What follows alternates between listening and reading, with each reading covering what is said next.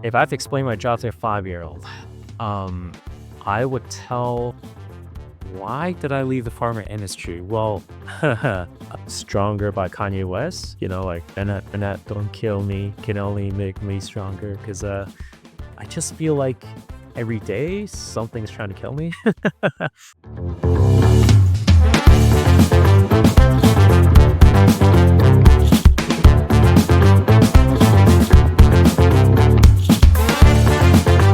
Hi, my name is Jason Chu. I'm the Director of Operations here at AAPS College. Here are your top 10 questions for me for my 10-year anniversary at AAPS.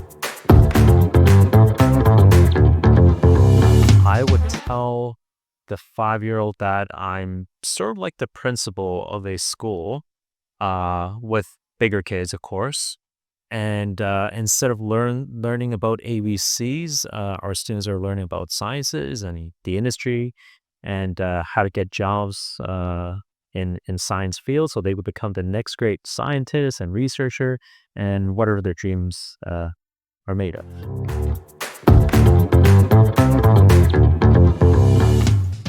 Okay, wow, where do I begin?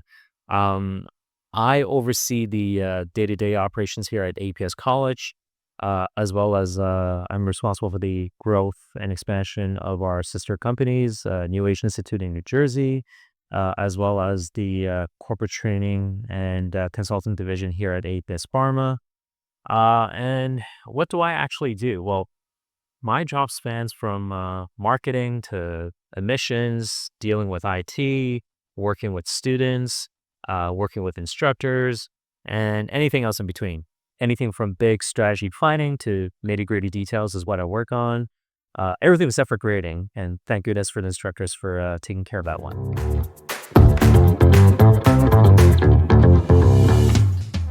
Why did I leave the pharma industry? Well, too many rules and regulations. It just didn't fit my personality. You're just kind of constrained to these regulations on a daily basis.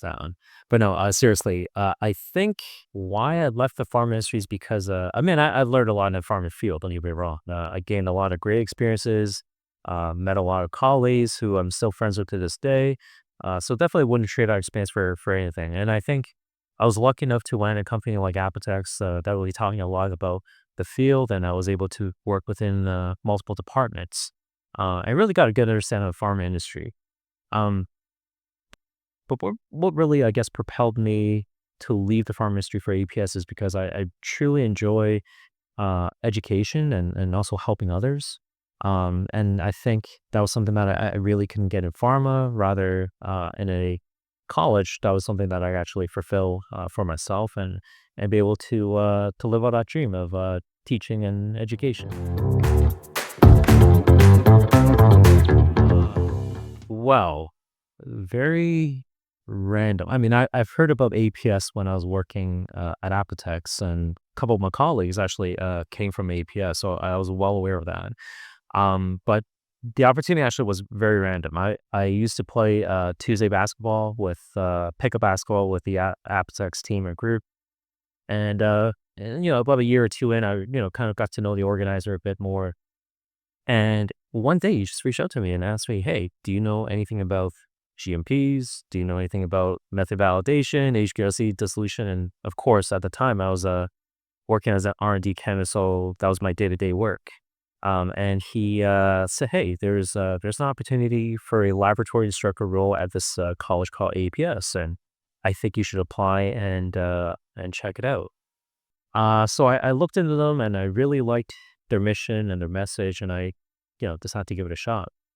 So I went for the interview, and one thing led to another. I got the job, and then 10 years later, I'm still here at APS. Getting a job. When they come and tell me that they've landed a job or a co-op opportunity and that they've done well during their interview process, that always brings a smile to my face. I love seeing these messages on Friday nights or Monday mornings. It just really brightens my mood.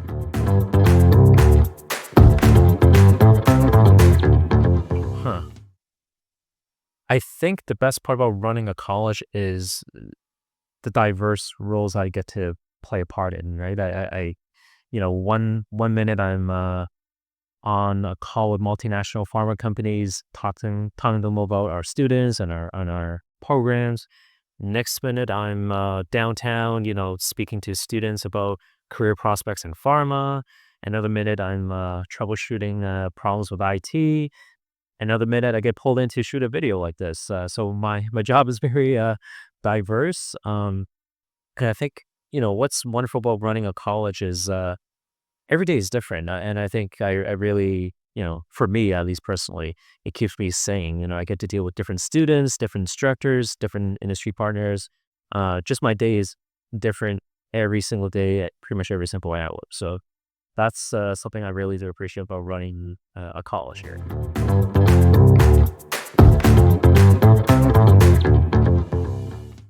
I mean, every day is a challenge, right? Every day is a challenge, and there are probably quite a few that I could think of. The one that sticks out to me the most, definitely when we were transitioning from during COVID, when we were transitioning from in-person training to virtual, live or online training through Zoom. That was tough. That was tough. I mean, looking back, it doesn't seem all that tough, but at the time, there's just there's so many unknowns. We didn't know how long this thing was going to last. We didn't know how to effectively provide training for hands-on techniques. Um, so we really had to, quickly sort that out. And I vividly recall that, not only do we have to onboard the students to a new brand new platform, right? So instead of coming in to class, they have to use our LMS, they have to learn how to use Zoom, get access to course material that used to be printed, and then also training our instructors to make sure that they could effectively deliver the lesson as well. So that wasn't easy. I mean, we have about 20 plus part-time, full-time instructor at the time, and getting them all on board across two campuses so that they know how to deliver this virtually was a bit of a challenge. On top of that, our dean, Basawi Bagash, asked, how long is it going to take for us to transition? And I said, yeah, give me about a week to figure this out and kind of coordinate this with the entire team. And she came back to me and said, I'll give you 3 days and you need to figure it out. So in 3 short days, we were able to now transition from fully in-person training to live virtual classes on Zoom.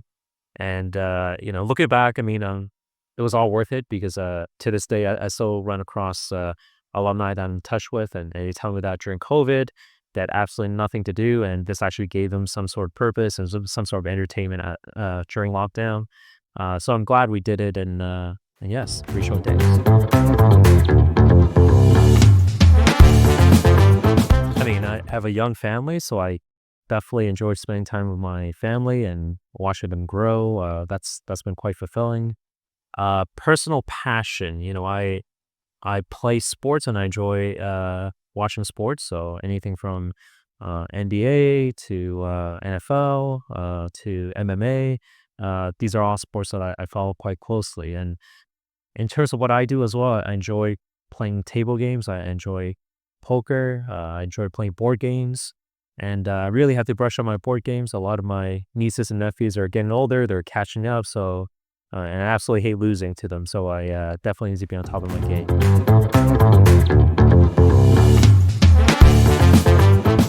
Okay, that's a deep question. What have I learned about myself in the last 10 years?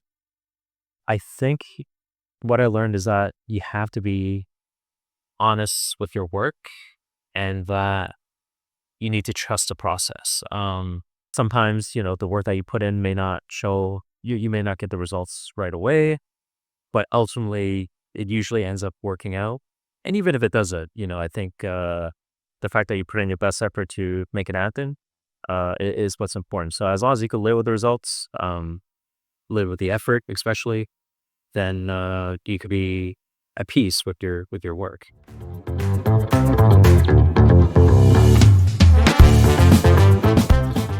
I mean, the one that's popping up to my head right now is Stronger by Kanye West. Like, and that don't kill me, can only make me stronger. Cause I just feel like every day something's trying to kill me. Well, not literally, but challenges, hurdles that you have to get through. And by overcoming those is made me more resilient. Definitely made me stronger, and I think really built to sort of the person who I am today at this point in my career. So let's go with "Stronger" by Kanye West. Well, listen, I'm thankful for my team. I think we built a resilient team, a culture that's quick to adapt, and always you know look for self improvements and looking for ways to explore and expand. So I think building a culture of that has probably one of the more rewarding things here at APS. And I think really the talk for me is really the reason why I got the job here at APS is that promise of helping our students. And I think in the last 10 years I've been here, and I've certainly witnessed this with my own students. And my first batch of students back in 2015, many of them have gone on to become managers and directors in the field. And it kind of gives me really that self-fulfilling that satisfaction that, hey, the work that we're actually doing here it's changing lives out there. And I think to see how their lives are transformed, and how they've reached out and getting back to our students, I think that's also rewarding as well. So really, again, building that sort of network and that synergy with the industry through our students is something that I really, really enjoy.